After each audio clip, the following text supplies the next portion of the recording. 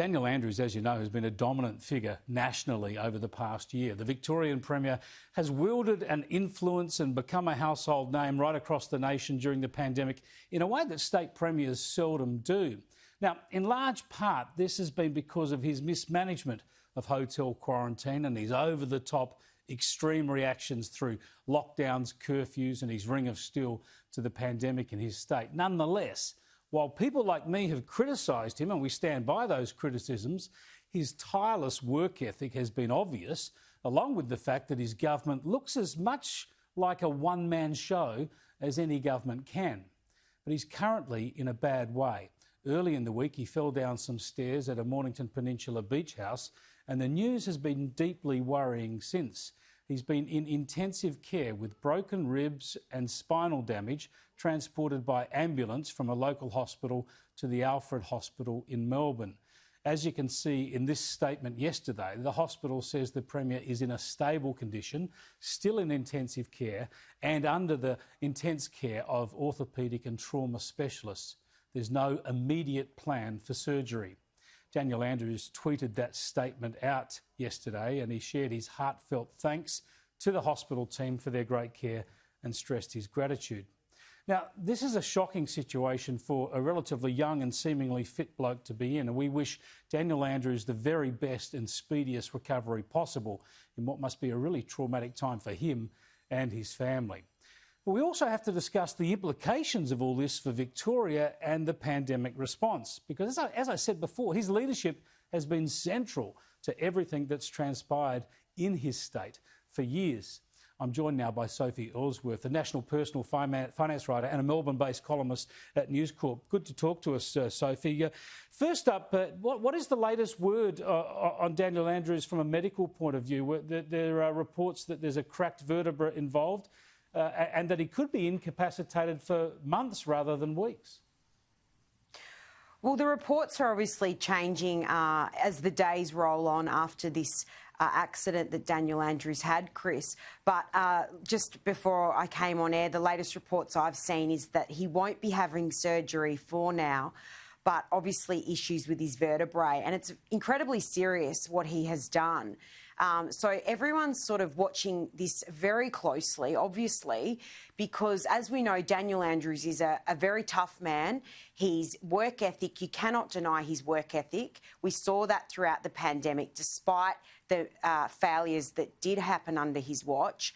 And it will take a lot to keep him out of action. So we're all waiting to anxiously see what lies ahead here in Victoria and whether he will be able to make a quick and fast recovery and how long that will take. Yeah, give us a sense on the ground from Victorians, because as I mentioned at the start, it's looked like a one-man government as much as any government can. Of course, there are always bit players, but he's been very dominant. Victorians have been polarised, a lot of strong support for him. Obviously, he's been electorally successful, but through the pandemic period, a lot of strong support and a lot of opposition. But is there a sense of a vacuum in the state at the moment, or has the acting Premier really stepped into the breach? Well, Chris, this is only a few days in, don't forget. I mean, Daniel Andrews had the fall on Monday. It's only Tuesday he had the fall. So we're only a couple of days in. So James Molino, Deputy Premier, has stepped up. But we know the way Daniel Andrews operates, and it has been a one-man show right throughout this pandemic and the entire time he's led the state. So Molino has to step up to the table here. But I don't believe Daniel Andrews is under any threat for his job.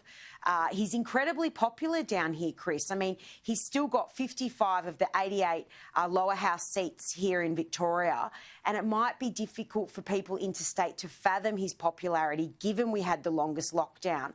But we've got a weak opposition, a very strong Daniel Andrews government that remains hugely popular, and I think will continue to do that unless the opposition step up in the next 18 months before the next election. Sure, I'll come back to Daniel Andrews in just a moment, but James Molino, tell us about him and just about his capabilities and the way he can impose himself on the job while he's acting in it.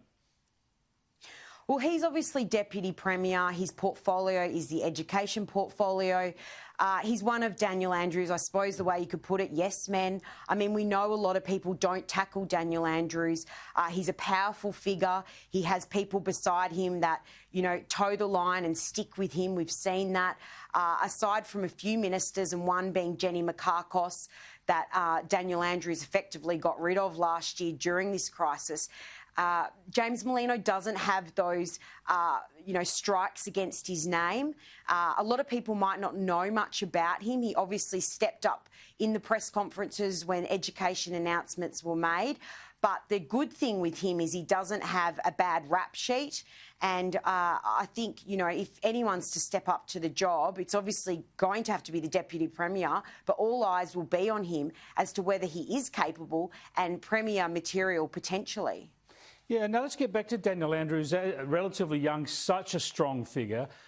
We don't yet know, we're waiting, but there are some reports suggesting that he could be out of the job for a number of months. Now, if that's the case, obviously James Molino would be acting as Premier for a long while, but I imagine that Daniel Andrews would be the sort of bloke, if he's bedridden or having to go through rehabilitation at home for a long period, he'll be very much in touch and still trying to call the shots. And I'm not saying that in a derogatory fashion, as he should.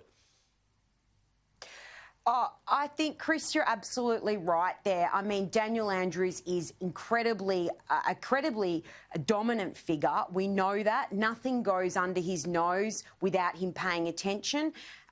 You know, obviously he's got that shocking situation where we had 800 deaths with the hotel quarantine disaster. And putting aside what has happened this week, he still has that, you know, on his, you know, under his watch that happened, and we still don't know who was responsible for that. So there's still a lot of Victorians who are very upset about what happened. We've got a lot of businesses that are struggling. We've obviously got JobKeeper ending. So Victoria has got a lot of issues to contend with, but I can't imagine, unless Daniel Andrews is completely incapacitated, and remembering, Chris, he is in ICU, I think he'll be keeping a very close eye on things, and I can't imagine he won't be having involvement day to day to a certain extent. But it's a bit early to say how that will play out, because we don't really know what the weeks will hold and whether he will proceed with surgery. Indeed. Thanks for joining us, Sophie. I appreciate it. Thanks, Chris. Sophie Elsworth there. I just got to stress, can't say enough, how we wish Daniel Andrews a speedy recovery. It's a shocking situation for him and his family, and we wish them well as well.